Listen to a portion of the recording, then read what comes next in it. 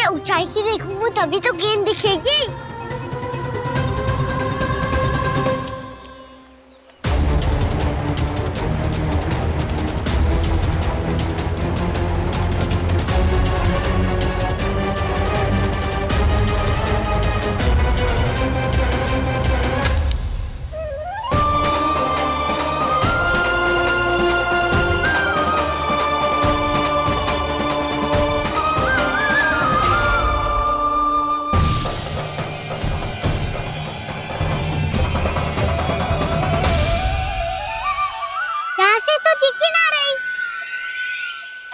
वहीं से फेंकी थी ना?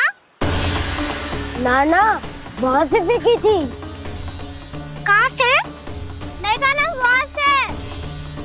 समझ में आ रहा? ठीक ठीक बताना कहाँ से फेंकी थी?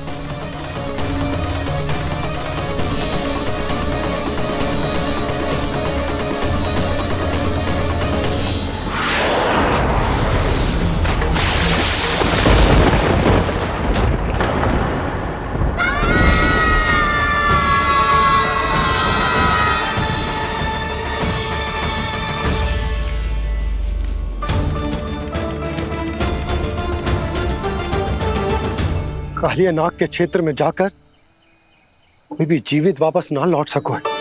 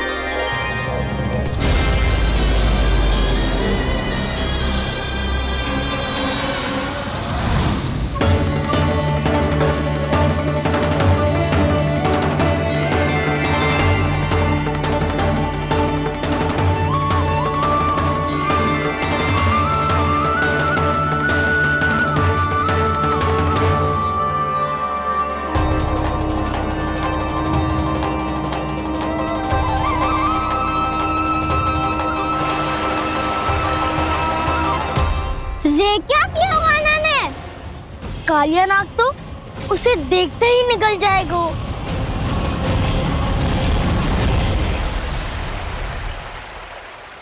तो आरंभ से अब तक सब कुछ उसकी लीला का ही भाग था।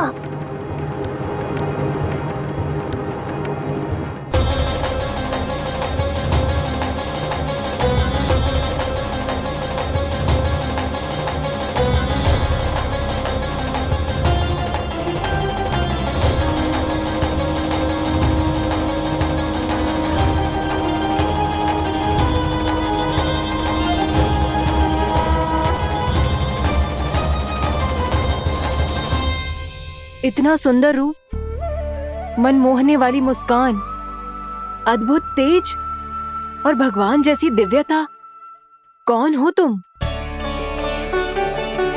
हाँ, तुम्हें देखकर तो हम सब सम्मोहित ही हो गए।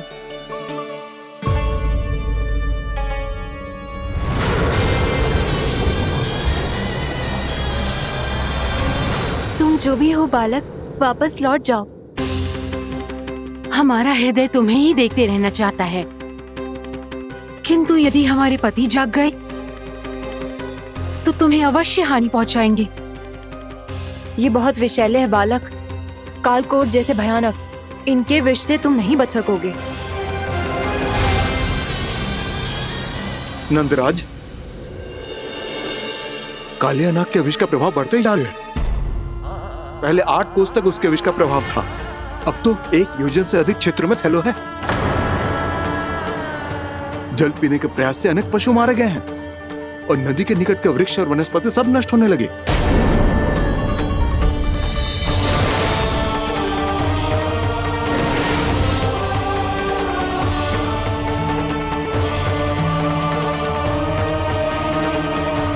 इनके विष की तीव्रता इतनी अधिक है बालक कि इनके संपर्क में आने वाले को तड़पने का भी अवसर नहीं मिलता।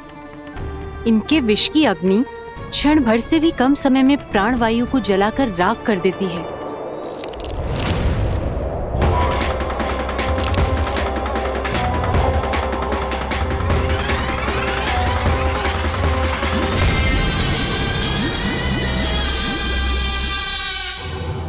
तब तो समस्या और भी गंभीर हो जाएगी। मैंने तो सुनो है कि कालियानाग कम से कम 2 योजन लंबा है, सैकड़ों फन है उसके।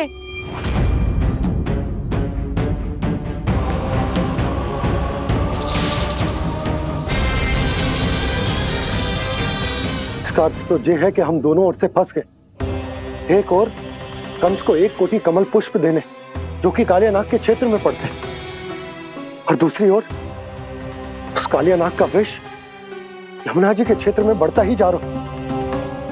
इसके कारण हम ही नहीं, निर्दोष पशु पक्षी भी संकट में। इन दोनों समस्याओं का एक ही समाधान है, उस कालियानाग का सामना करना। और ये ना समझ आ रहा कि हम ये करेंगे कैसे, क्योंकि ये बात साधारण मनुष्य के बस की ना है।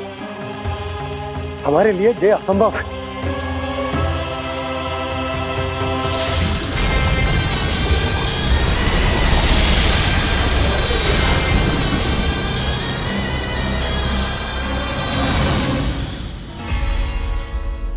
अब तो तुमने अपनी आंखों से भी देख लिया बालक, ये कितने विषैले हैं। नींद में भी विष उगलते हैं। इससे पहले कि तुम्हें कुछ हो जाए, चले जाओ यहाँ से, मान लो हमारी बात। आप सब मुझे जानती भी नहीं और फिर भी मेरी इतनी चिंता कर रही हैं आप। माँ की ममता भेदभाव नहीं जानती। तुम भी किसी के पुत्र हो और हम सब भी माँ हैं। एक माँ को हर बालक में अपनी ही संतान दिखाई देती है, इसलिए हम तुमसे विनती करते हैं, वापस चले जाओ, बचा लो अपने प्राण। मेरी चिंता मत कीजिए, मुझे कुछ नहीं होगा। होगा, अनर्थ होगा यदि ये उठ गए तो।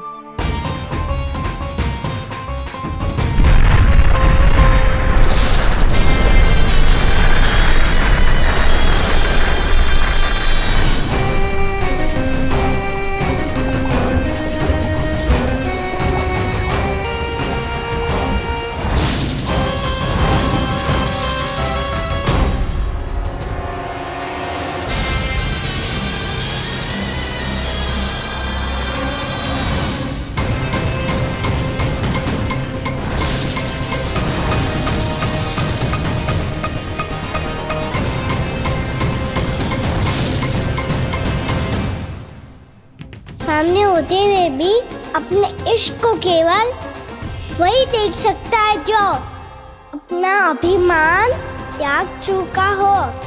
पर पूर्व जन्म में मेरा भक्त होने के नाते मेरा सत्य स्वरूप देख पाने में मुझे इसकी सहायता करनी चाहिए।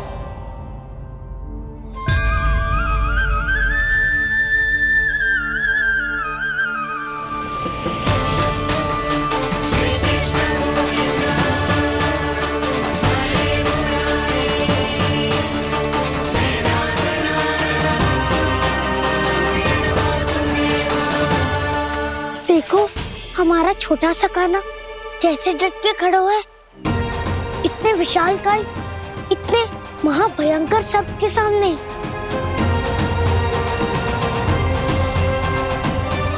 ये कोई भगवान नहीं है जो इसके सामने हाथ जोड़ रही हो तुम सब।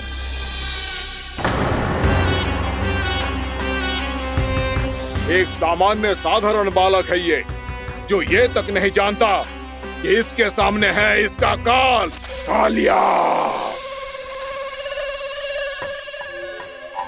तू कौन है बालक?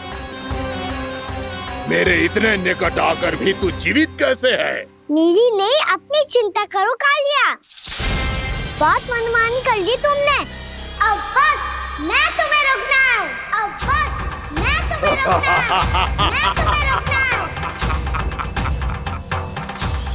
बित्ते भर का है तू, मेरे विष के बारे में जानता ही क्या है? और कहता है मुझे रोकने आया है। किससे? किससे रोकना चाहता है तू मुझे? मुझे क्रोध दिलाने की भूल मत कर बालक।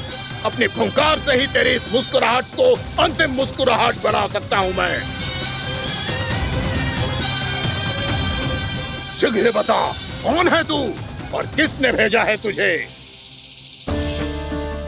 तुम्हें आवाज भी है कि अपनी पुकारों से तुम कितना विष भूल चुके हो। पवित्र यमुना नदी को कितना दूषित कर दिया तुमने।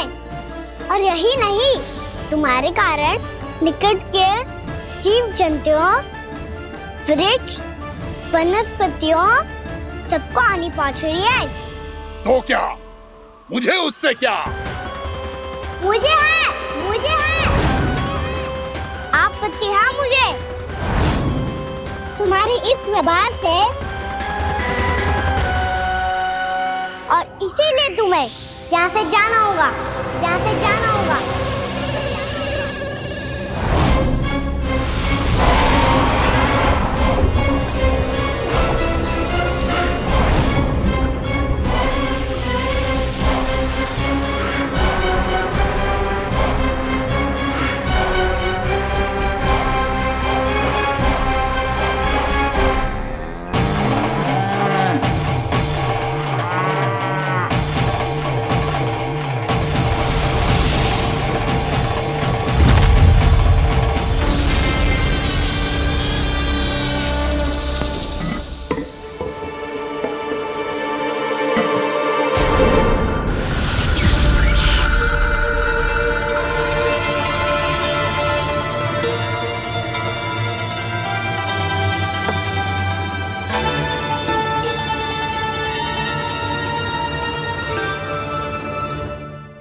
मुझे आदेश देने का साहस भी कैसे किया तूने? इस क्षेत्र को मैंने अपना राज्य बनाया है। मेरा परिवार रहता है यहाँ, और तू मुझे यहाँ से जाने के लिए कह रहा है?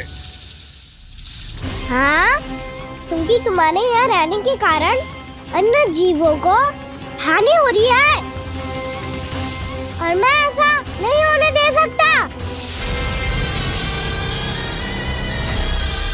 मैं तो बस वही कर रहा हूँ जो एक सर्प का स्वभाव है।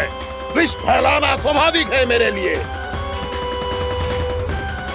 इसलिए मुझे चुनौती मत दे बालक। चुनौती तो मैं दे चुका हूँ कालिया। अब तो बस तुम्हें स्वीकार करनी है।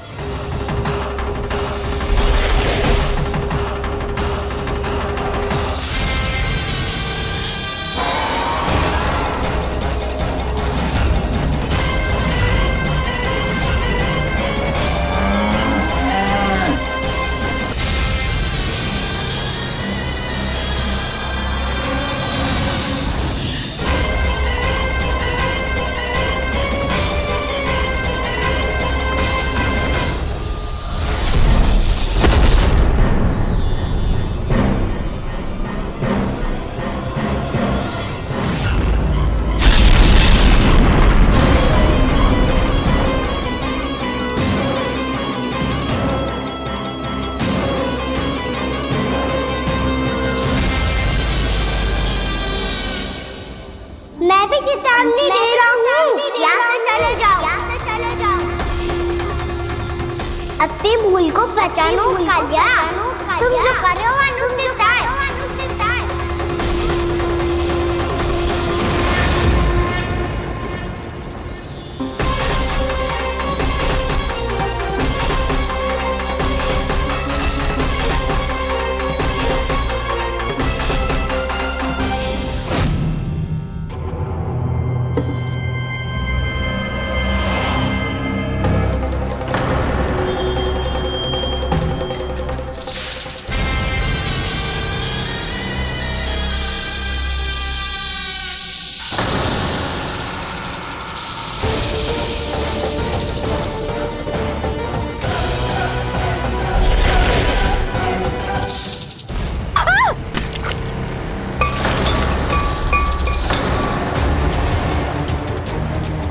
अब मैं आता हूँ।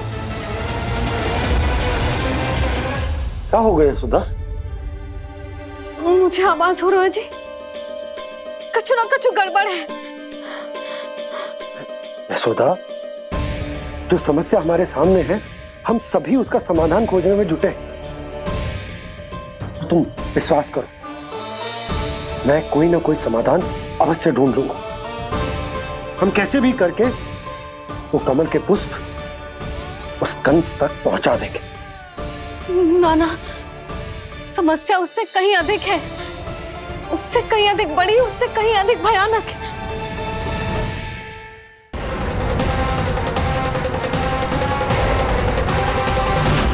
विस्की ये बूंद से ही सबके प्राण चले जाते हैं।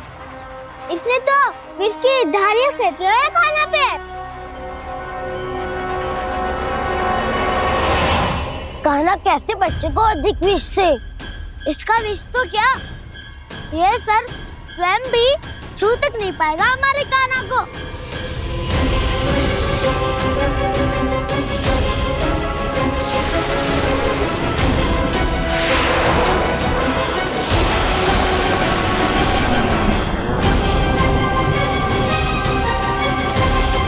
तुम्हारे सखा को, मेरे भाई को कोई हानि नहीं पहुंचा पाएगा। ये कान्हा का सत्य चाहे जो हो बलराम, पर अभी तो जो एक बालक ही है ना।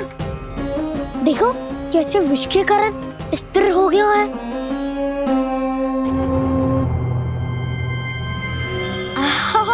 हाउ सर्फ ने कितनी आसानी से अपनी पूंछ से बांध लिया है।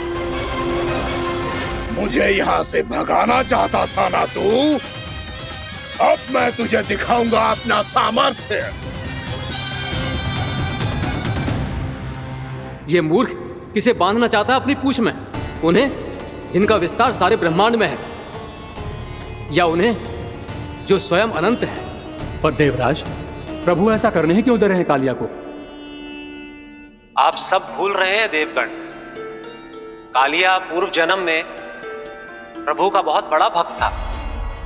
उसी भक्ति का फल मिल रहा है अब इसे। वैसे भी भक्तों के मन का भाव सबल हो तो भगवान तो सहज ही बंध जाते हैं।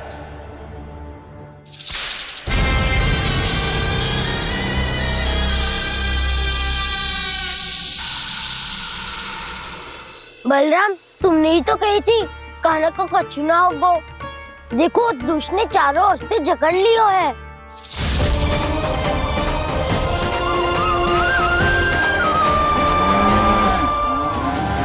ये क्या कह रही हो तुम? सुधा जी, क्या हुआ? घबरा क्यों रही हो आप? सुलक्षणा, मुझे आभास हो रहा है कुछ बहुत बड़ी अनहोनी हो गई है। नंदराज, नंदराज, नंदराज!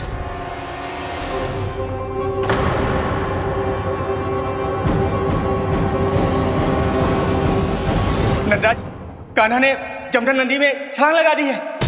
कान्हा ने जमदग्नि नदी में छलांग लगा दी है। कान्हा ने जमदग्नि नदी में छलांग लगा दी है। कान्हा जमुना में कूद गया है। मुझे लगा था आज कछु गड़बड़ होने वाली है। मुझे आज कान्हा को ना जाने देना चाहिए था।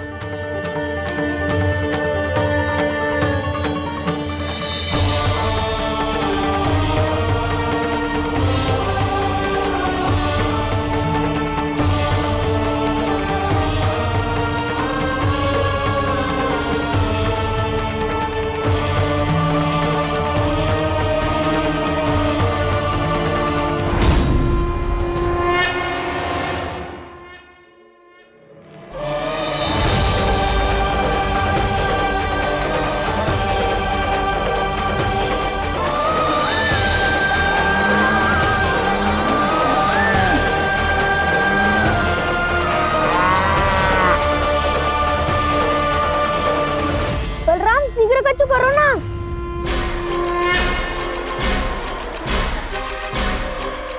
कछु भी करो पर कान्हा को बचाओ। नाग बहुत भयंकर है। कान्हा अकेले ना संभाल पाएगा इसे।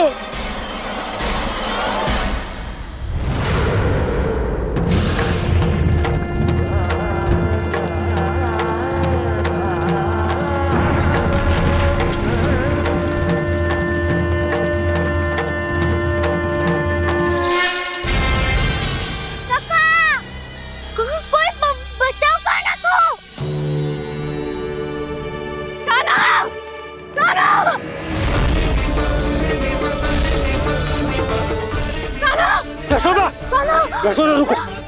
छोड़ दो मुझे, छोड़ दो मुझे। जीजी संभालो, बावली हो गई क्या? जीजी संभालो।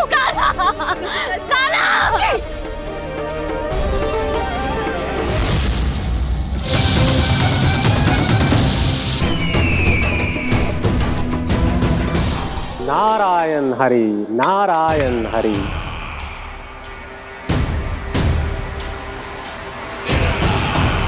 प्रणाम देवर्षि। किस योजना में कितना लाभ है और कितनी हानि, यह आंकलन करते करते थक गए होंगे मथुरा नरेश। देवर्षि, आज मेरा ध्यान कैसे आ गया आपको? आप तो सदैव ही मेरे ध्यान में रहते हैं महाराज कंस। सत्य तो यह है कि मथुरा में जो भी हो रहा है मुझसे छिपा हुआ नहीं है। मैं जानता हूं कि आप किसी भी असुर को वृंदावन क्यों ना भेजें, और वो असुर कितना भी शक्तिशाली क्यों ना हो, कृष्ण का सामना नहीं कर पाता। या तो पराजय स्वीकार करके आपके पास लौट आता है, या तो फिर वीर गति को प्राप्त हो जाता है।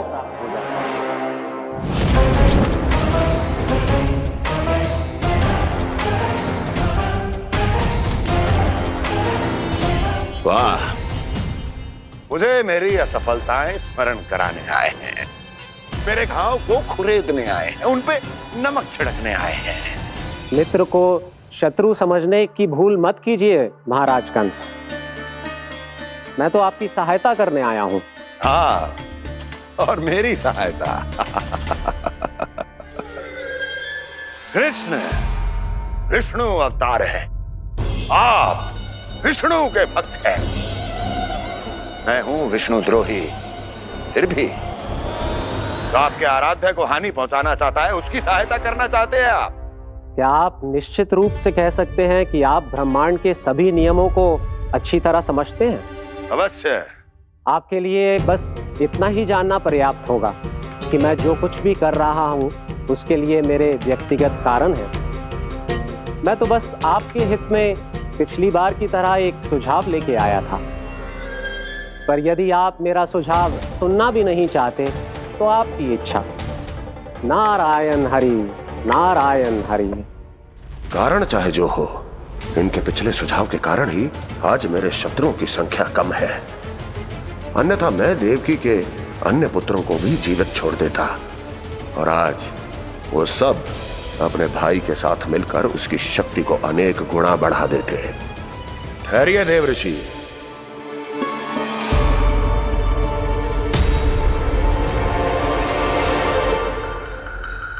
बताइए क्या सुझाव है आपके पास? मेरे सुझाव का नाम है कालिया नाग।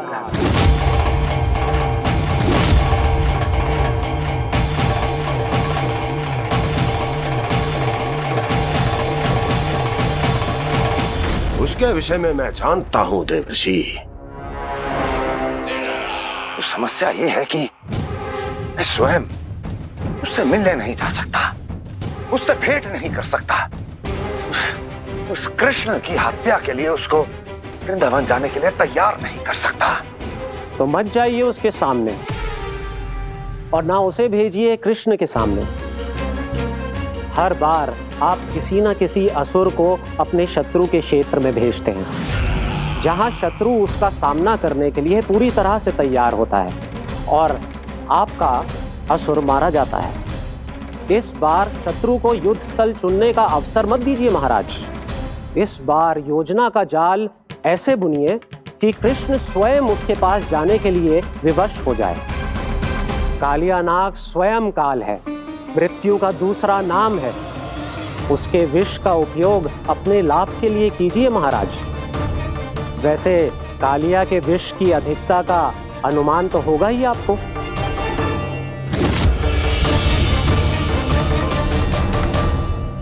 एक बार जो उसके क्षेत्र में पहुंच गया, फिर उसके विष से बचना असंभव है। उचित सुझाव है देवर्षि, उचित सुझाव है।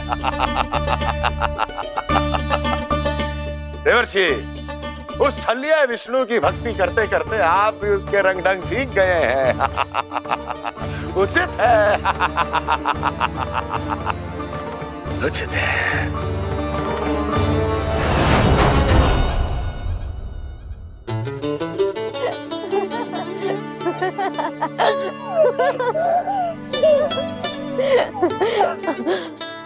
बस बस, बहुत आनंद ले लियो लल्ला। बस अब दूध पी ले। ठहर ठहर, गर्म है। जी ले। ले भी।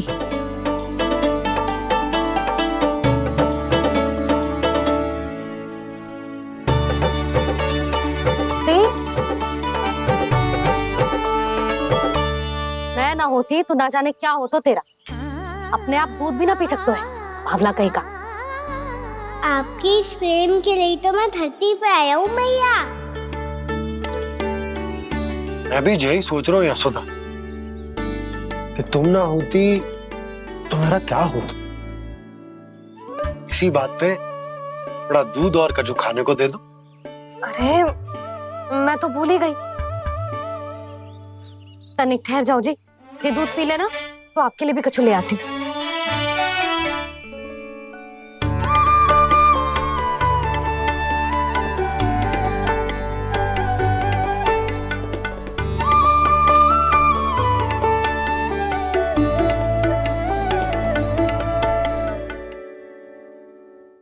प्रणाम महाराज। आपकी आज्ञा के अनुसार बिल्कुल वैसा ही पत्र तैयार किया है जैसा आप चाहते थे।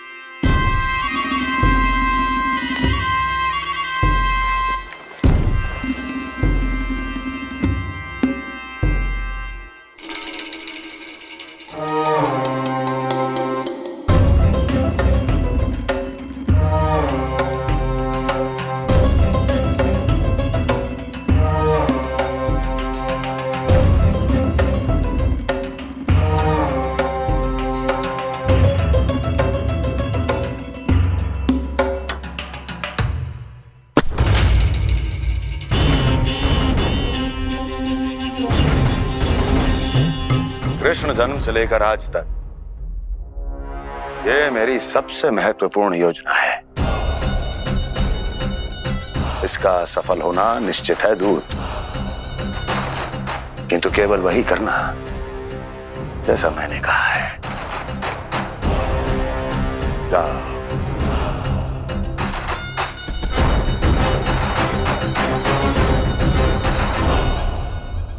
कान्हा,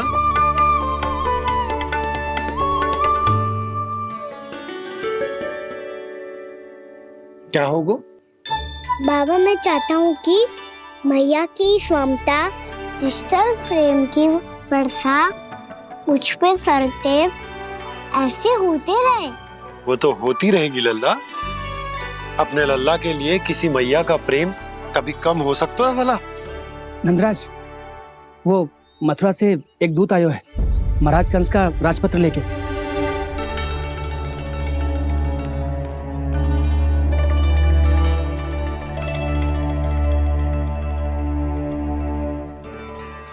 कान्हा, अब क्या करने वाला है? तेरे बाबा कहाँ गए? हाँ? कंस मामा का खेल आरंभ हो गया है, पर मैया वो सब सुनेगी तो व्यर्थ चिंतित हो जाएगी। बस थोड़ा बाहर गया मैया, कछु खा लिए से। बाहर इस समय? मैया क्या होगा? मैया देखो ना, पीठ पे कुछ हो रहा है। मेरा हाथ ना पकड़ो, आप करो ना। दिखा। यहाँ? क्षमा करना मैया, पर अभी बाबा को ही संभालने दो ये सब। कहिए, क्या संदेश लाए हैं आप? नहीं नंदराज नहीं। महाराज कंस का आदेश है कि ये संदेश सभी गांव वालों के साथ ही पढ़ा जाए। ठीक है, मैं गांव वालों के सामने पढ़ दूंगा, पर मुझे तो दीजिए पढ़ने के लिए। महाराज की आज्ञा का पालन करना आपके लिए भी आवश्यक है नंदराज। सभी गांव वासियों की सभा बुलाइए। बंसी, सभी गांव वालों की सभा बुलाओ। राजपत्र में ऐसा क्या संदेश भेजो है कंस ने? अब मेरे पत्र को पढ़कर सब भौचक के रह जाएंगे। और वो कृष्ण, उस कृष्ण के पांव के नीचे से तो भूमि खिसक जाएगी, आकाश फट पड़ेगा, बिजलियां गिर जाएंगी। प्राप्ति, ओ प्राप्ति, कंस का पुत्र स्वयं को बहुत अधिक शक्तिशाली समझता है ना वो। अब देखता हूं कैसे वो इस महासंकट का सामना करता है। वो कृष्ण, वो अपनी मृत्यु स्वयं चुनेगा या मृत्यु की वेदी पर चढ़ा देगा प्रिय वृंदावन वासियों को।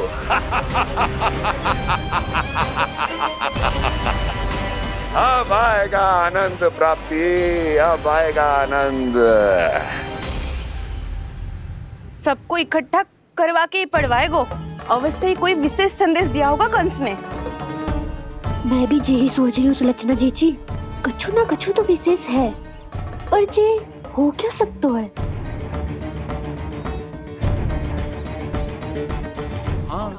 बात तो सही है। ऐसा कहाँ हो सकता है? सभी गांव वासियों के सामने कहा जाए, कछु तो विशेष अवश्य लग रहा है। बाहर तक कोलाहल क्यों हो रहा है? मैया, मैया, अब क्या होगा? मैया देखो ना, सर पे कछु हो रहा है। लल्ला, नारायण ने तुझे हाथ दिए हैं ना? पीठ की बात अन्य थी, अपने सिर की सेवा स्वयं कर। सर पे तो हाथ पहुंच रहा है ना?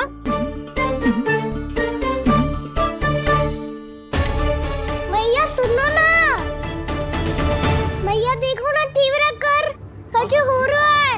मैया देखो ना, तीव्र कछु हो रहा है।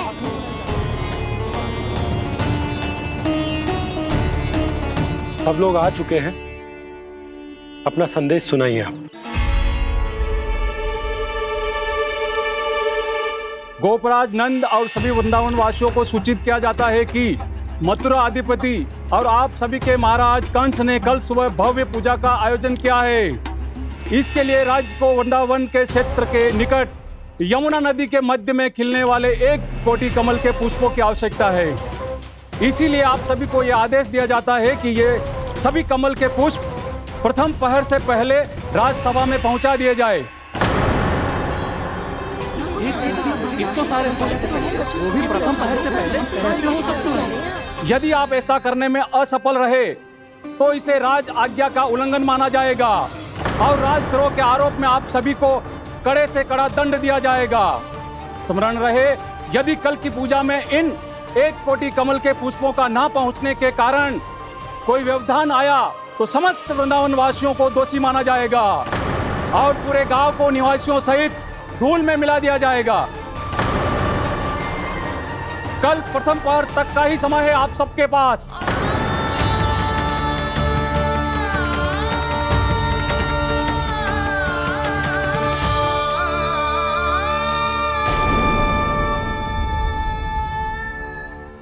एक कोटि कमल पुष्प, वो भी कल प्रथम प्रहर में? ऐसे कैसे संभव है? और कोई साधारण पुष्प ना, यमुना नदी के मध्य खिलने वाले विशेष कमल के फूल चाहिए उन्हें। लेकिन यमुना नदी में तो कालिया नाग ने विष घोल के रखा है, तो फिर कैसे हो पाएगा? जी संभव है। हमारी मृत्यु का संदेश भेजा राजा कंस ने। सदैव की भांति इस समस्या पर भी गांव के बड़े ही विचार करेंगे। बालकों का यहाँ होना उचित ना है।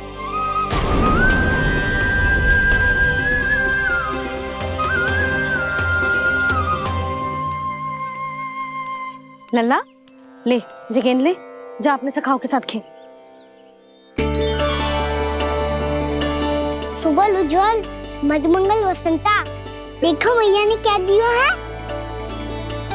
चलो खेले, बहुत आनंद आएगा आज।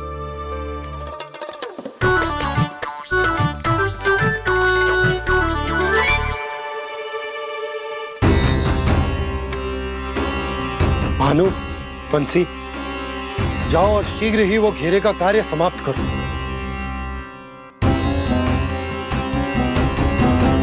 पर कछु ना कछु तो करना पड़ेगा ना। पर हम कर ही क्या सकते हैं? पुष्प लाने को और कोई उपाय है भी तो ना। मैं चला जाऊंगा जमुना जी में। वैसे भी मेरे जीवन के कितने दिन शेष बचे हैं। गांव के लिए, समाज के लिए कुछ करके मरूं, तभी तो शांति मिलेगी। ना काका, यदि आप उस विषैले जल में छलांग लगा भी दोगे, किंतु 1 कोटि कमल पुष्प एकत्रित कर पाना आपके लिए संभव ना है। इससे अच्छा है कि मैं चला जाऊं। यदि मैं मर भी गया तो मेरे पीछे रोने वाला कोई ना है। किसी को कहीं जाने की आवश्यकता ना है। गोप नरेश होने के नाते ये मेरा कर्तव्य है कि मैं आप सबकी रक्षा करूं। नंदराज, आपको जाना है तो जाओ। हरिया, काका, भैया सब चले जाओ। लेकिन आपको पता है वहाँ का जल कितना विषैला है। आप लोग एक क्षण भी जीवित नहीं रह पाओगे। फिर कैसे इकट्ठा करेंगे 1 कोटि कमल पुष्प? आप बात तो सही कह रही हैं शांति। उस दुष्ट कंस ने ऐसी मांग रख के हम सबको फंसा दिया। हम में से कोई भी क्यों ना चला जाए और इस संकट का समाधान ना निकले को। कान्हा, बताना कौन सा खेल खेलें? गेंद पकड़ खेलते हैं। पर एक बात सुन लो सब, कोई भी तीव्र गति से ना फेंको गेंद को। भैया ने फ्रेम बनाई है मेरे लिए। सब तैयार हो?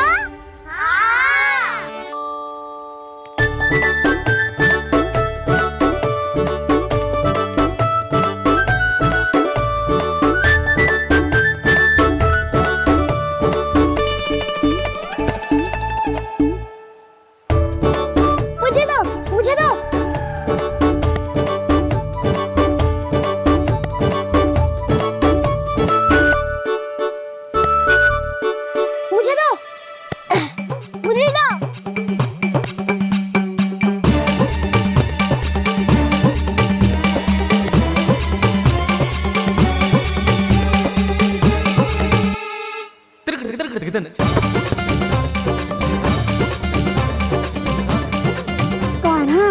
इतनी धीरे से फेंकेगो तो कैसे आनंद आएगो? थोड़ा बल लगा के फेंक। हाँ कान्हा, हम अभी बड़े हो गए हैं, तू अब भी छोटे बालकों की तरह फेंक रहे हो है।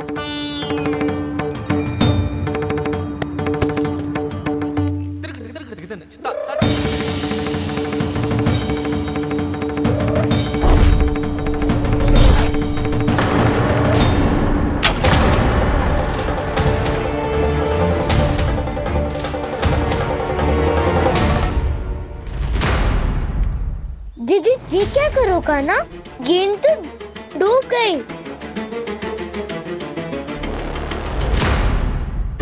अच्छा, तो ये सब इसकी योजना का भाग था ताकि ये कालिया का सामना कर पाए।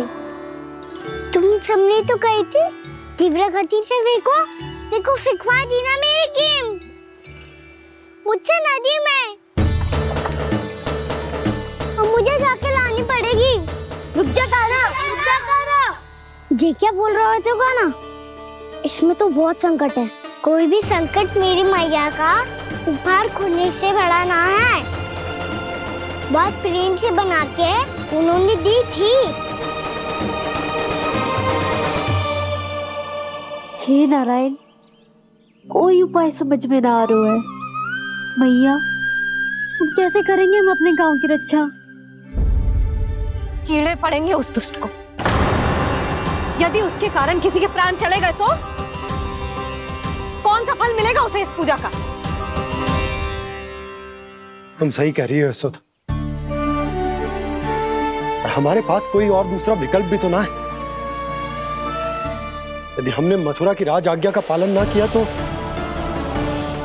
इसका दुष्परिणाम पूरे गांव को भुगतना पड़ेगा।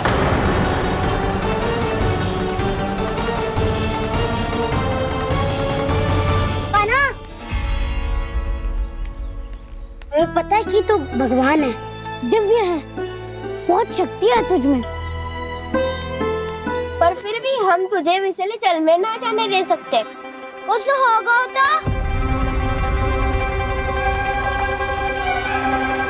तुम सब इतनी हट कर रहे हो तो ठीक है, ना जाऊंगा। गेंद कहाँ गिरी है, कितनी दूर गई है, ये तो देख लूं, ताकि उसे बाहर निकालने का कोई उपाय ढूंढता हूँ।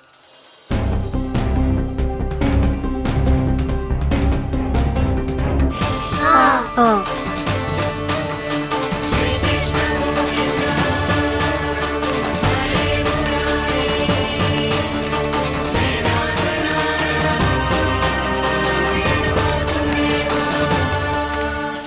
कान्हा की ये लीला तो समझ ही नहीं आ रही। पहले इसने देवश्री नारद को मथुरा जाकर कंस को भड़काने के लिए कहा, फिर स्वयं ही दुखी भी हो गया कि अब इसका रहस्य सबके सामने खुल जाएगा। और अभी स्वयं ही तो इसने कहा था कि गेंद बहुत महत्वपूर्ण है, फिर स्वयं ही उसे नदी के विसले जल में फेंक दिया।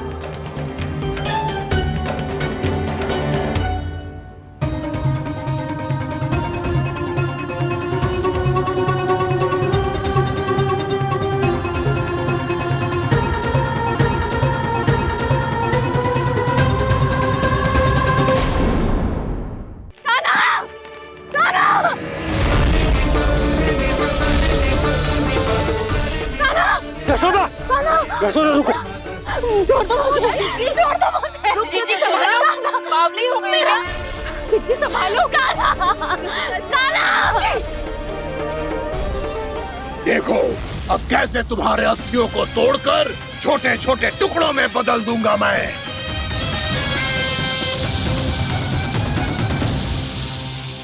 जी आप जाओगी तो आप भी फंस जाओगी। अपने लल्ला के लिए मैं किसी भी संकट का सामना करने के लिए तैयार हूँ। छोड़ो ना यशोदा, हमें कोई और उपाय खोजना पड़ेगा। कोई और उपाय? आप देख ना रही मेरा कान्हा किस दशा में है। कान्हा मैया के वश में नहीं है, नहीं तो ये अपने लल्ला के लिए साक्षात काल का भी सामना कर ले। ये तो केवल कालिया नाग है। हे नागराज, आप मेरे प्राण ले लो पर कान्हा को छोड़ दो। ना नागराज, आप मेरे प्राण ले लो, मैं विरोध भी ना करूंगी। ना नागराज, आप मुझे मार दो पर मेरे कान्हा को छोड़ दो। ना ना ना ना नागराज, मेरे प्राण ले लो। हमारे कान्हा से क्या शत्रुता है आपकी? प्रभु के लिए जो प्रेम यशोदा मैया के हृदय में है, वही इन सभी गोपियों के हृदय में भी है।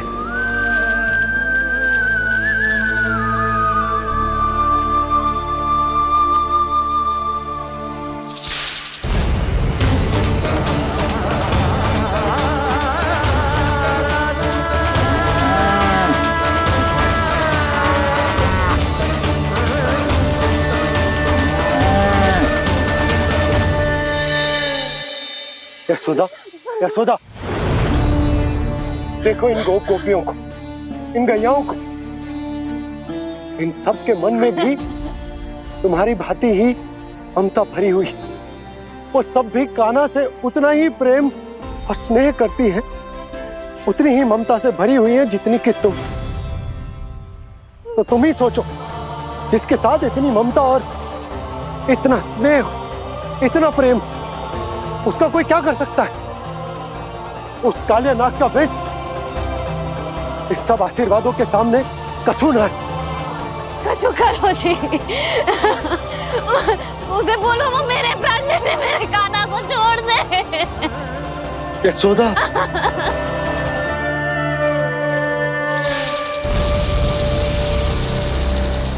केवल इन्हीं में नहीं देवराज, नाग पत्नियों के हृदय में भी ममता का वही प्रेम उमड़ रहा है। देखिए। मैं आपके हाथ जोड़ती हूँ स्वामी, इस बालक को छोड़ दीजिए। ये अवश्य ही कोई दिव्य आत्मा है स्वामी। हम आपसे विनती करते हैं स्वामी, इस नन्हे बालक को हानि मत पहुंचाइए स्वामी। मेरी पत्नियां मेरे ही शत्रु के लिए विनती कर रही हैं। अब यदि इसके पक्ष में एक शब्द भी कहा तुम सबने, तो मैं इस बालक से पहले तुम सबके प्राण ले लूंगा। हो रहा प्रसन्न नाग कालिया विजय को निश्चित जान। रोते बिलखते व्याकुल सब संकट में देख कान्हा के प्राण।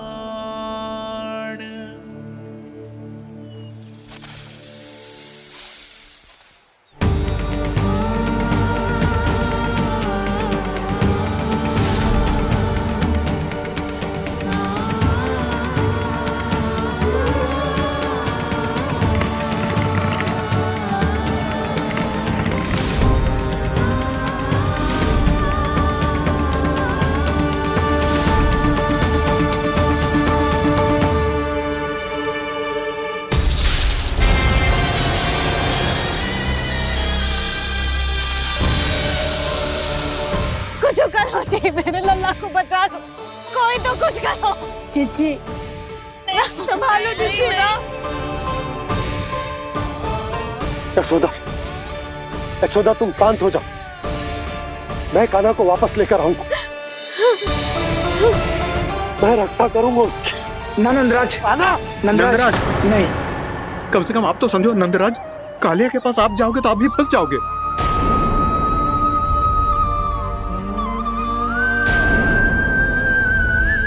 बलराम, तेरा भाई इतनी भीषण संकट में है और तुझे जरा भी दुख ना हो रहा? क्या आप सब अब तक नहीं समझ पाए कि कान्हा सच में कौन है?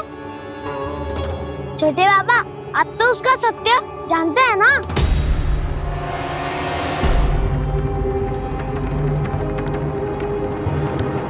मानता हूँ कि आप सब कान्हा के रहस्य के बारे में नहीं जानते, पर क्या उसके जन्म से आज तक घटी एक से बढ़कर एक विचित्र घटनाओं को भी भूल गए हैं आप सब?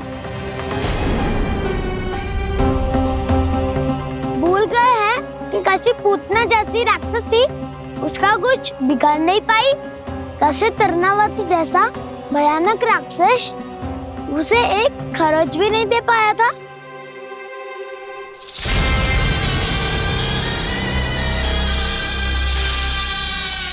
आप सबने अपनी आंखों से देखा था ना, बकासुर से कान्हा की रक्षा करने देवता स्वयं आए थे, पर सत्य तो ये है कि वो सभी देवता भी उस असुर के सामने असमर्थ हो गए थे। तब कान्हा ने बहुत ही आसानी से उस भयंकर असुर का वध किया था, एक ही बार में धराशायी कर दिया था उसे। तो आप सभी सोचिए, बार बार ऐसे असाधारण कार्य करने वाला बालक साधारण कैसे हो सकता है? अब तो आरंभ से ही सारा सत्य जानते हैं छोटे बाबा। रहस्य छुपाने में सदैव कान्हा की सहायता करते आए हैं आप, और आज आप स्वयं ही उसके सत्य को भूल रहे हैं। और तुम सब भी तो जानते हो कान्हा की शक्तियों के बारे में, तो क्या तनिक भी विश्वास न आया अपने सखा पे? बलराम, जे तू क्या कह रहा है? मैंने जो कहा उसका एक एक शब्द सत्य है छोटी माँ। यदि प्रभु की इच्छा हुई तभी कुछ ही क्षणों में सब कुछ अपनी आंखों से स्वयं अनुभव कर लेंगे आप।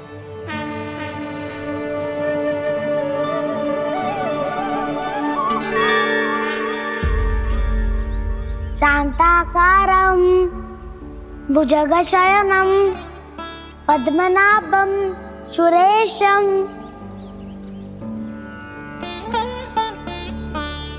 विश्वाधारं गगनसदृशं मेघवर्णं शुभांगं लक्ष्मीकान्तं कमलनयनं योगी वीरध्यानगम्यम् वन्दे विष्णुं भवभयहरं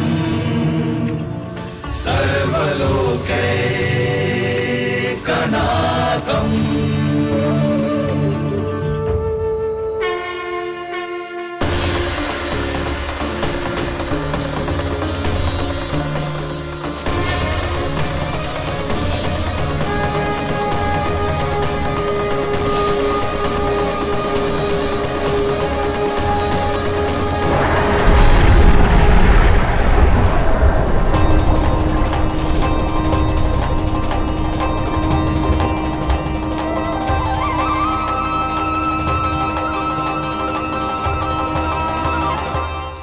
तुझे क्या लगता है बालक कि तू मेरी जकड़ से निकल गया तो अब बच जाएगा तू?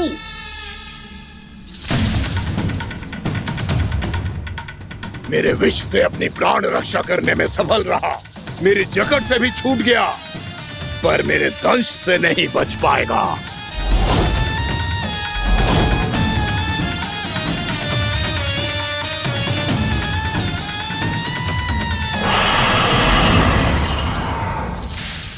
अब भय से भाग रहा है, पर मैं तुझे मृत्यु देकर रहूंगा।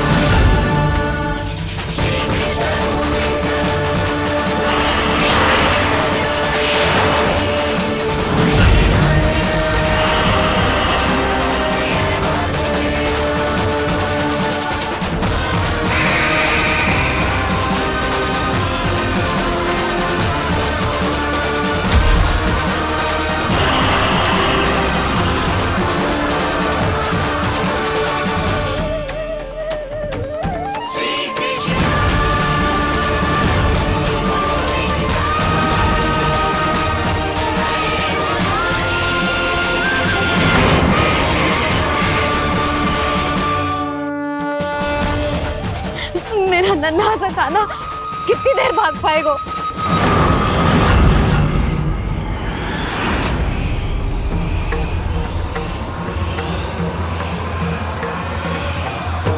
और कितनी प्रतीक्षा करोगे मेरी भक्त कालिया? भक्त नहीं, काल हूँ मैं तेरा। जब अहंकार का मुकुट बुद्धि को ढक लेता है तो भक्त अपने भगवान को भी नहीं पहचान पाता। व्यर्थ की पहेली में मत उलझा बालक, ना मैं भक्त हूँ और ना तू भगवान।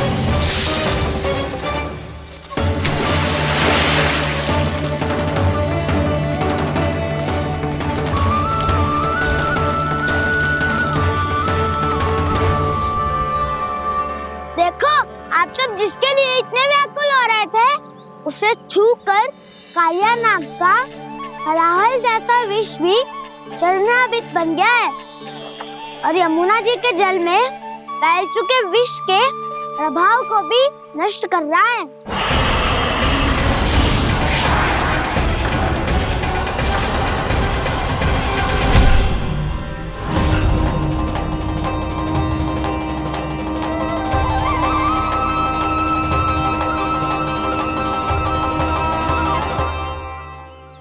धर्म रक्षक अधर्म विनाशक प्रभु श्री कृष्ण का कौशल सचमुच अद्वितीय है। नारायण नारायण।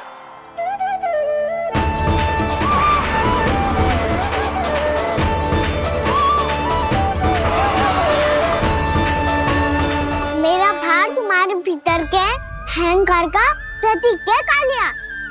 अब तुम्हारा अहंकार, तुम्हारा अर्पण मेरे पाँव के नीचे है और तुम्हारी पूंछ अर्थात तुम्हारे प्राण मेरे हाथ में।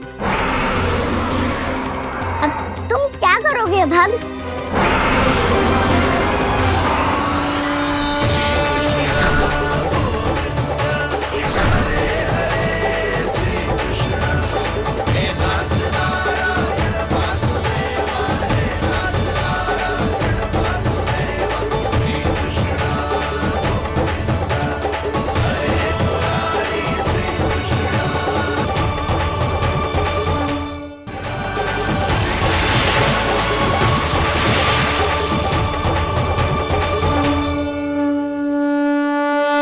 प्रभु, भले ये आपको पहचानने में असमर्थ हो, पर हम सब ने आपको पहचान लिया है।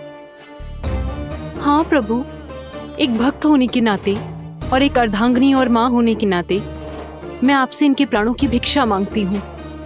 अपनी कृपा दिखाइए और इन्हें क्षमा कर दीजिए। आपके लिए मित्र और शत्रु में कोई अंतर नहीं प्रभु। उसी तरह आपकी कृपा और दंड में भी कोई अंतर नहीं। दोनों दया ही तो हैं, अकारण ही किसी को प्राप्त नहीं होती। हमें विश्वास है कि हमारे पति को मिला ये दंड कोई अभिशाप नहीं है, आपका वरदान है। ये सत्य है प्रभु कि इनसे बहुत से पाप हुए हैं। इनके विष से बहुत सारे जीव जंतु को हानि पहुंची है, पर अब आपके चरण इनके शीश पर पड़ गए हैं। ऐसी कृपा तो बड़े बड़े महान महात्माओं को भी दुर्लभ है, और इन्हें प्राप्त हुआ तो अवश्य ही ये किसी महान पुण्य का ही फल है। हे प्रभु, उन्हीं पुण्य कर्मों की शक्ति का आह्वान कर मैं आपसे विनती करती हूँ, इन्हें प्राण दान दीजिए। मैं अपने इस भक्त को क्षमा अवश्य करूँगा देवियों, यदि ये अपने अहंकार को त्याग कर मुझे पहचान ले तो।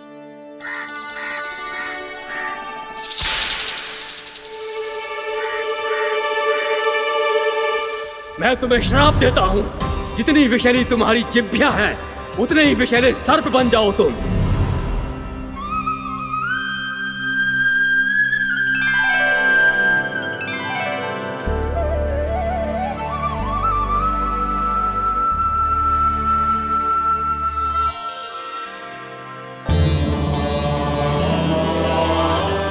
नारायण, मुझे क्षमा कीजिए नारायण। मैं तो आपका परम भक्त था, किंतु मैं आपको पहचान नहीं सका। इसका दंड तो मुझे मिलना ही था, किंतु मैं अब प्रायश्चित करना चाहता हूं। इसके लिए यदि आप मेरे प्राण भी ले लेंगे तो भी मुझे कोई दुख नहीं होगा। मैं अपना जीवन, मृत्यु और अपना अस्तित्व सब कुछ आपको समर्पित करता हूं। तुम्हें तुम्हारी क्रोध के कारण श्राप मिला, जिसे विशाल सर्प के रूप में तुम्हारा जन्म हुआ, और सर्प का तो स्वभाव है विष फैलाना। इसीलिए तुम्हें दंड नहीं दूंगा मैं। सिर्फ सभी अपराधों का पश्चाताप कर लिया, इसीलिए मैं तुम्हें क्षमा करता हूँ कालिया।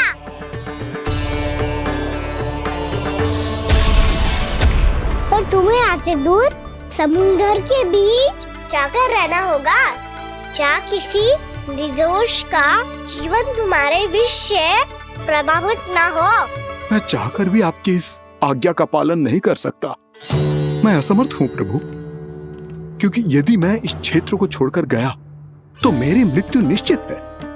आपसे क्या छुपा है प्रभु? आप तो जानते हैं कि सर्प जाति और आपके वाहन गरुड़ के बीच अनंत शत्रुता चल रही है, जिसका प्रारंभ नागों के द्वीप नागालय से हुआ था।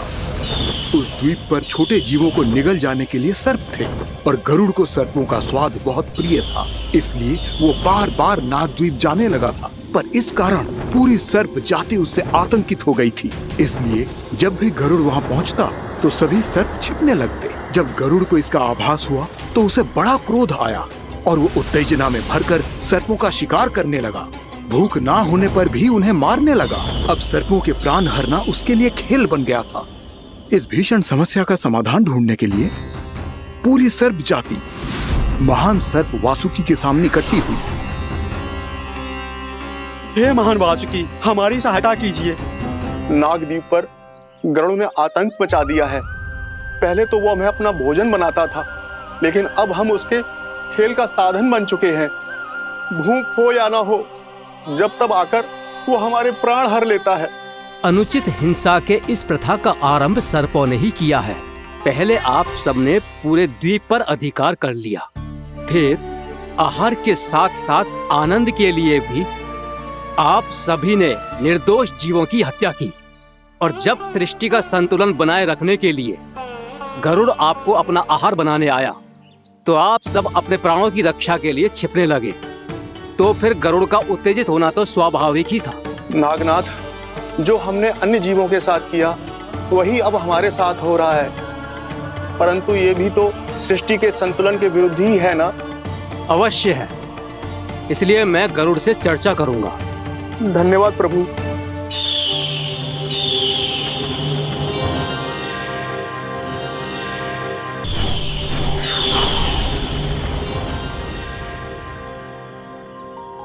श्री नारायण के वाहन पक्षीराज गरुड़, मैं संपूर्ण सर्प जाति की ओर से आपसे एक निवेदन करने आया हूँ।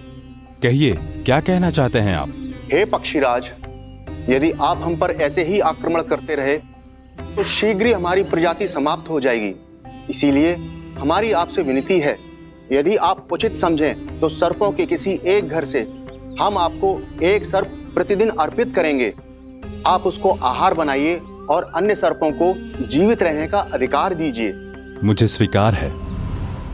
तब से प्रतिदिन किसी एक घर से एक सर्प गरुड़ के भोजन के लिए भेजा जाने लगा। समय के साथ मेरे घर की भी बारी आई, परंतु मैंने एक बहुत बड़ी भूल कर दी। समय आ गया है स्वामी, आज गरुड़ के आहार के लिए इसे चुना गया है। कौन है यह गरुड़ और क्यों दूं मैं इसे कोई भेंट?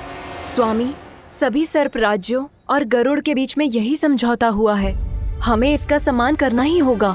मैंने कोई समझौता नहीं किया, मैंने कोई वचन नहीं दिया और ना ही मैं किसी गरुड़ से भयभीत होता हूँ।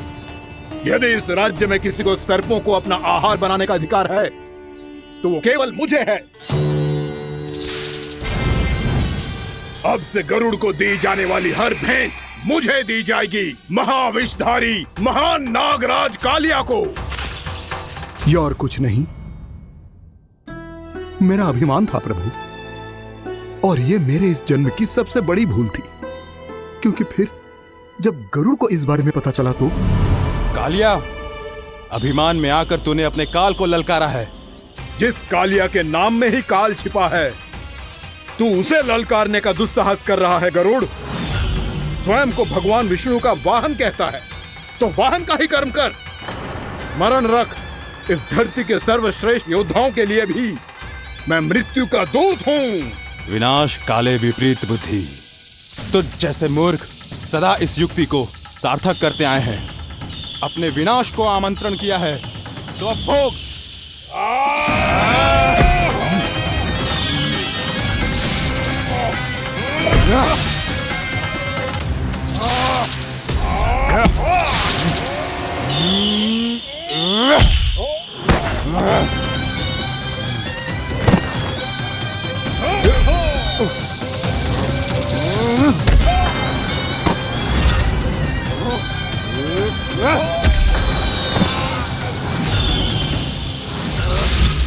जिसने मेरा भोजन चुराने की धृष्टता की है वो इसी योग्य है।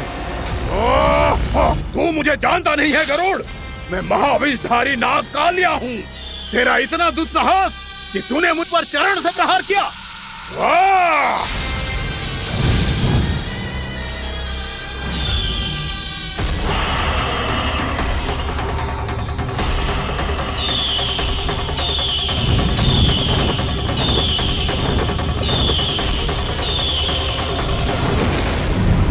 मैं अपने अभिमान में भूल गया था कि गरुड़ मुझसे कहीं अधिक शक्तिशाली है। इसलिए अपने प्राणों की रक्षा करने के लिए मैं एक स्थान से दूसरे स्थान भागने लगा।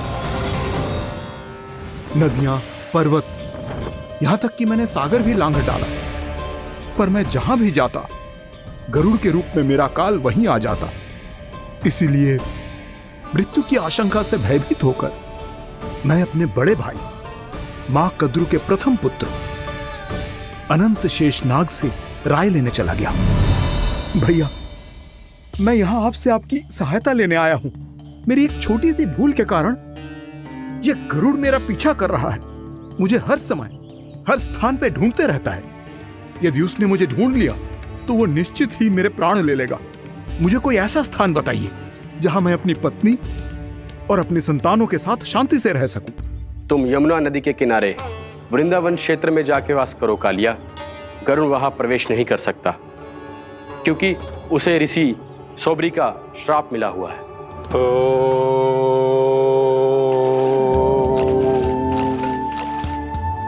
ध्यान और तपस्या का नित्य कर्म करते हुए ऋषि के मन में मछलियों के प्रति प्रेम भाव इतना बढ़ गया कि वो भूल गए सभी जीव खाद्य श्रृंखला का भाग होते हैं और मछलियां भी इस नियम की अपवाद नहीं है।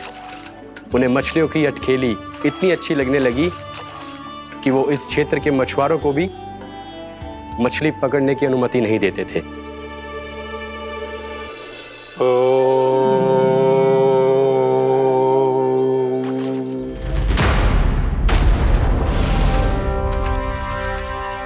उस दिन वो उस पक्षी को नहीं रोक पाए, पर तब से सावधान रहने लगे। यहां तक कि अपने साधना से भी अधिक ध्यान वो पक्षियों पर केंद्रित करने लगे। ठहरो! इसी क्षण अपनी चोंच में पकड़ी इस मछली को छोड़ दो। तुम्हें इन मछलियों का आहार नहीं करना चाहिए पक्षीराज। ये तो खाद्य श्रृंखला का नियम है ऋषिवर। यदि मैं इनका आहार नहीं करूंगा तो कोई और पक्षी कर लेगा। मैं अपने आनंद या प्रतिशोध के लिए इनके प्राण नहीं ले रहा। ये तो बस मेरा भोजन है। पर यह मेरा तपस्या स्थल है। तुम यहाँ शिकार करके मेरी साधना में विघ्न नहीं डाल सकते पक्षीराज।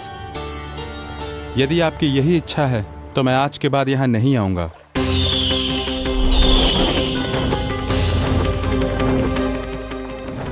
पर आज ये मछली मेरे आहार के रूप में पकड़ी जा चुकी है। मैं वचन देता हूँ ऋषिवर, इस स्थान पर यह मेरा अंतिम शिकार होगा।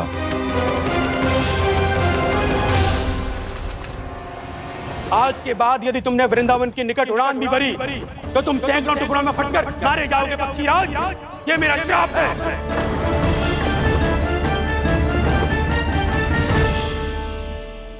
और इसीलिए भैया शेषनाग के सुझाव के अनुसार मैं यहां आ गया। पर अब यदि मैं कहीं और जाऊंगा तो मेरे प्राण नहीं बचेंगे प्रभु। निश्चिंत रहो कालिया, अब से गरुड़ तुम्हें कोई हानि नहीं पहुंचाएगा। अब तुम्हारे फनों पर मेरी पक्षिंग बन गए कालिया, इसीलिए अब से तुम्हें गरुड़ से कोई भय नहीं होगा। निश्चिंत होकर अपने परिवार के साथ गहरे समुद्र में चले जाओ और सुख से शांति से निवास करो। पर ध्यान रहे निर्दोष जीवों को हानि ना पहुंचे।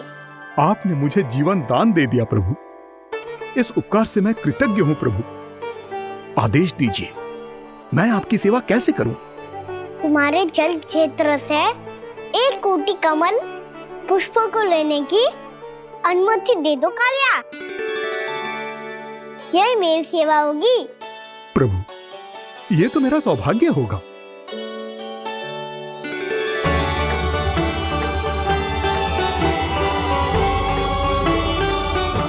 एक कोटि के स्थान पर हम 3 कोटि कमल पुष्प ले आए प्रभु।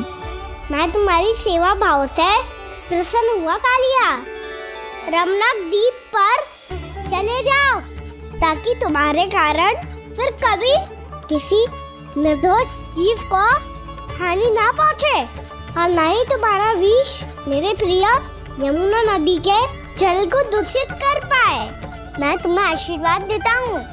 आज यहाँ मेरे द्वारा तुम्हें दिए गए इस आदेश का स्मरण जो भी भक्त करेगा और प्रातः काल और संध्या काल में इसका उच्चारण करेगा, उसे फिर कभी किसी संकट से कोई भय नहीं होगा।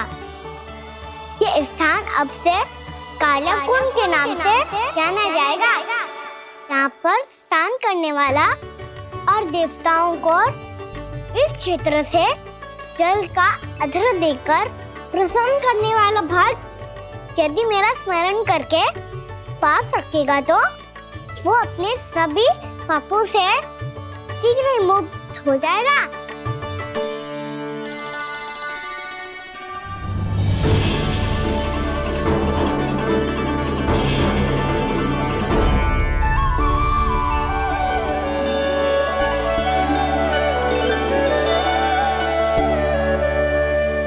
कौन है जी भगवान जिसने अभी अभी कालिया जैसे विशाल विस्तर का सामना किया? क्या एक साधारण बालक जो शीत की अधिकता से ठिठुर रहा है? क्या करूं? मैं लल्ला को ममता के आंचल में छुपा लूं या भक्त बनकर प्रभु की लीला देखती रहूं? क्या करूं मैं? कितना ठंडा था जल, बहुत सर्दी लग रही है। सर्दी से तड़पते हुए कैसे देखूं इसे? अभी जाके अपने पल्लू से सुखाती हूँ। हृदय से लगा के स्नेह की आंच दूंगी तो सर्दी पल भर में छूमंतर हो जाएगी।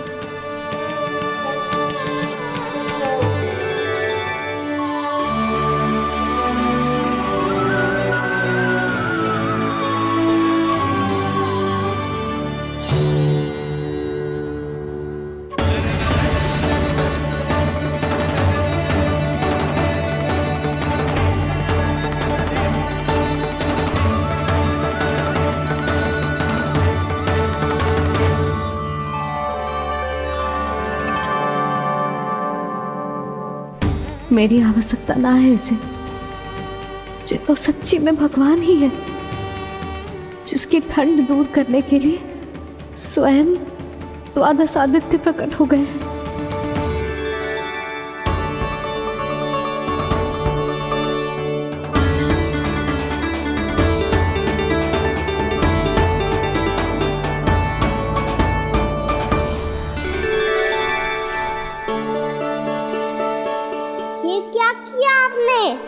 मैया मुझे अपने हृदय से लगाने वाली थी कि आप सब प्रकट हो गए।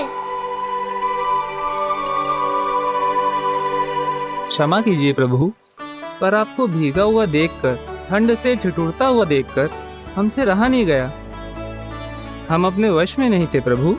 भक्ति से भावुक होकर हम प्रकट होने पर विवश हो गए थे। हमारी किरणें जैसे स्वयं ही फूट पड़ी और दौड़ पड़ी आपको सुखाने के लिए। मैं आपका प्रेम, आपकी भक्ति समझता हूं आदित्यगण, और इसीलिए इस समय मैं जहां खड़ा हूं, इस स्थान को द्वादश आदित्य टीला के नाम से जाना जाएगा। द्वादश आदित्य टीला के नाम से जाना जाएगा। हम धन्य हो गए प्रभु। और कहाँ जा रहा है? जो गड़बड़ किया उसे सुधारिए तो सही। प्रभु आज्ञा दीजिए। अपना दाम इतना अधिक बढ़ा दीजिए कि मुझे स्वेद आने लगे, ताकि मैया मुझे स्वेद में लीला देख के और भूल जाए कि मैं ही भगवान हूँ, और मैया मुझे अपनी गोद में उठा के ले जाए।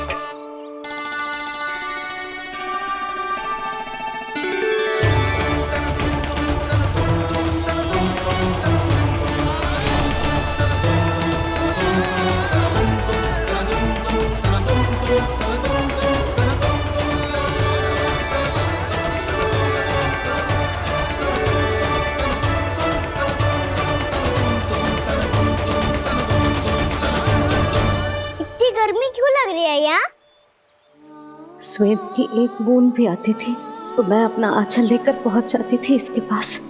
जानती ही नहीं थी कि ये तो स्वयं वायुदेव को आदेश दे सकते हैं कि वो बहने लगे और उसका सारा स्वेद सुखा दे। वायुदेव की आवश्यकता नहीं है मैया, मुझे आप ही चाहिए लगता है जिस बात का भय था वही सत्य होने लगी है। भैया मेरे भगवान रूप को भूल नहीं पाएगी और अब मेरे लिए उनके सत्य छुपा कर रख पाना कठिन हो जाएगा। कृष्णा कृष्णा हरे कृष्णा कृष्णा कृष्णा मुरली मनोहर कृष्णा गोपाला गोविंदा हे दामोदरा।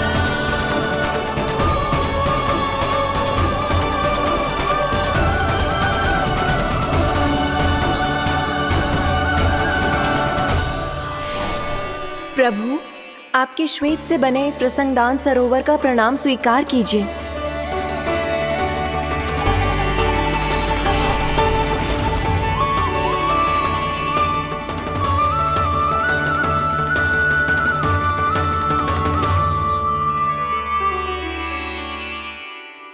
ओहो, इस चमत्कार को देखकर भैया को और भी अधिक विश्वास हो जाएगा कि मैं भगवान ही हूँ।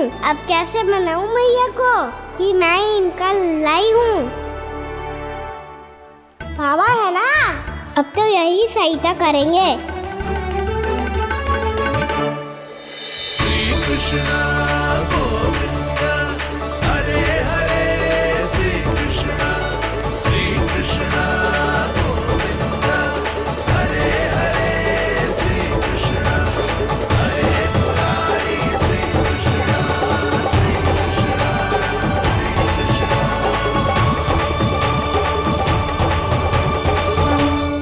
बाबा एक कोटि ना, मैंने तो 3 कोटि कमल पुष्पों का प्रबंध कर दिया है और चिंता करने की आवश्यकता ना है। 1 कोटि कमल के स्थान पर 3 कोटि कमल पुष्प मिल गए हैं। हाँ कान्हा, मैं उचित संदेश के साथ ये सारे पुष्प उस कंस के पास भिजवा दो। महाप्रक्रमी कान्हा की जय। वृंदावन रक्षक कान्हा की जय। महाप्रक्रमी कान्हा की जय। भानु जी नंदराज, बाकी गांव वालों को लेकर ये सारे पुष्प इकट्ठा करो और कंस के दरबार में पहुंचाओ। जी।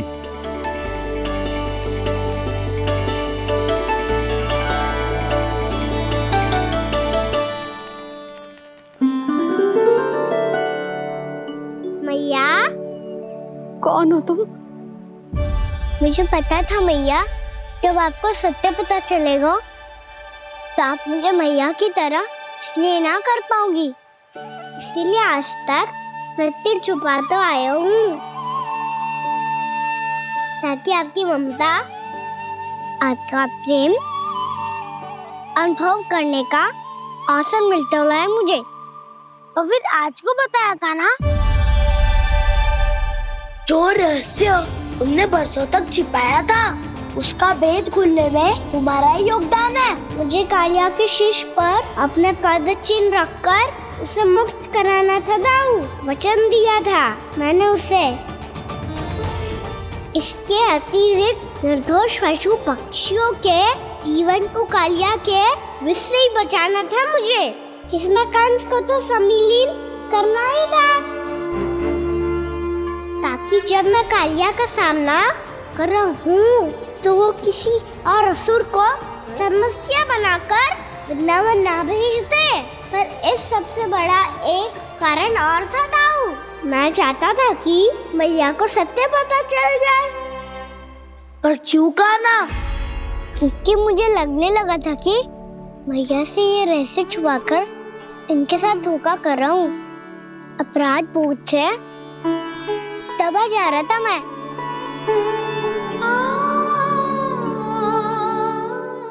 जो सत्य आपको, बाबा को, सभी को पता है, यहाँ तक कि मेरे सखा भी जानते हैं, वो सत्य मैंने मैया से छिपाया केवल इसी लोक में कि मुझे इनकी ममता प्राप्त होती रहे। पर ऐसा करके मैं अपने से निस्वार्थ प्रेम करने वाली मैया को धोखा दे रहा था।